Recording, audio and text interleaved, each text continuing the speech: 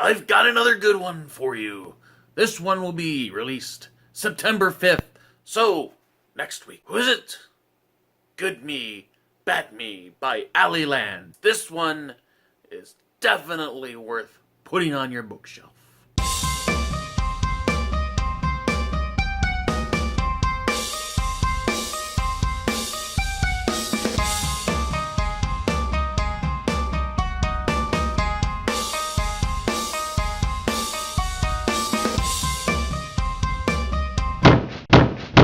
Welcome to Matt Reviews Books.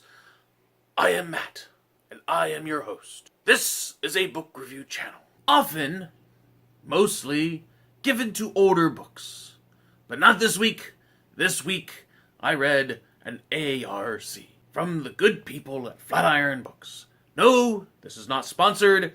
They just sent it to me and hoped I would like it, which I did. So, if you would like to hear me talk about mostly older books, subscribe down below. Also, leave your comments. Let me know what you're reading, what you think I should read. I think it's well worth mentioning, bringing this up right away.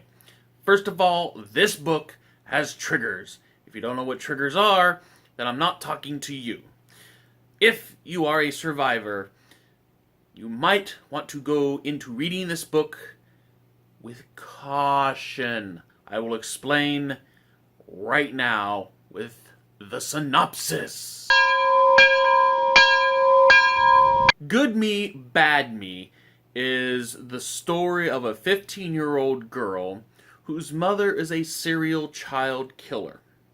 Millie, the main character, has turned her mother into the police and reported her as the murderer.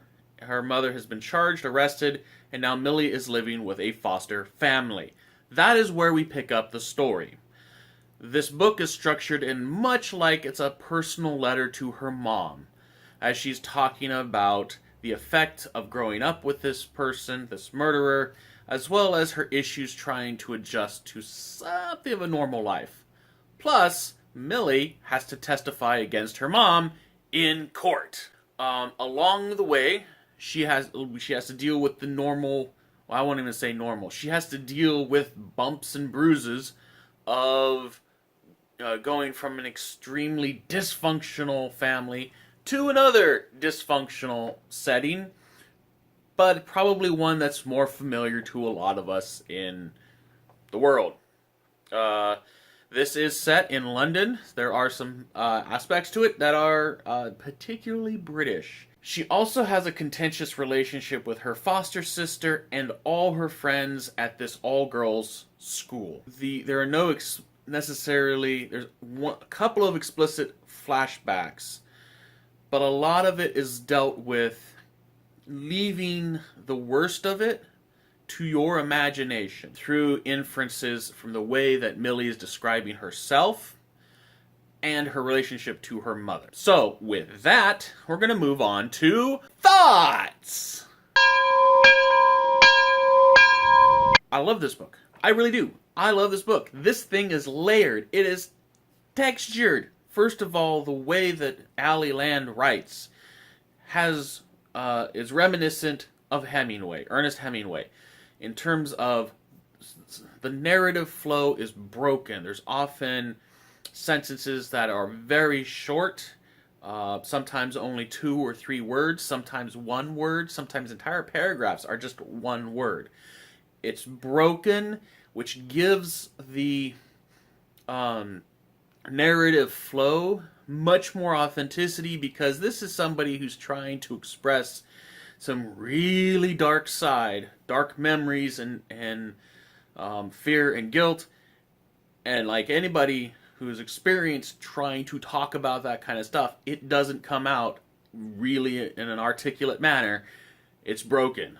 It's fits and starts, and sometimes there's little just groupings of words. The emotion that is conveyed through this entire book is of guilt. The other thing, the third thing that I really found interesting, I didn't realize until the end of the book, when I closed the book and I went, there is a thread of storyline where Millie is going to this private school has to be part of this play, the school play.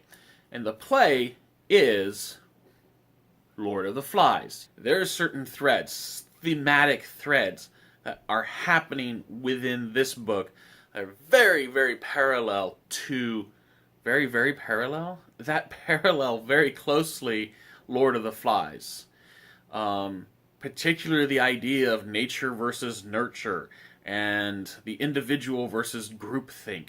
And if it sounds like it's getting deep, it's because that's one of those really rewarding aspects of this book. There's a lot of layers that you can pull apart.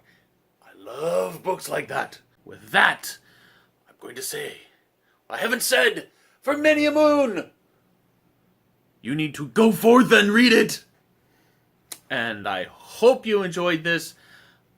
I will see you next time.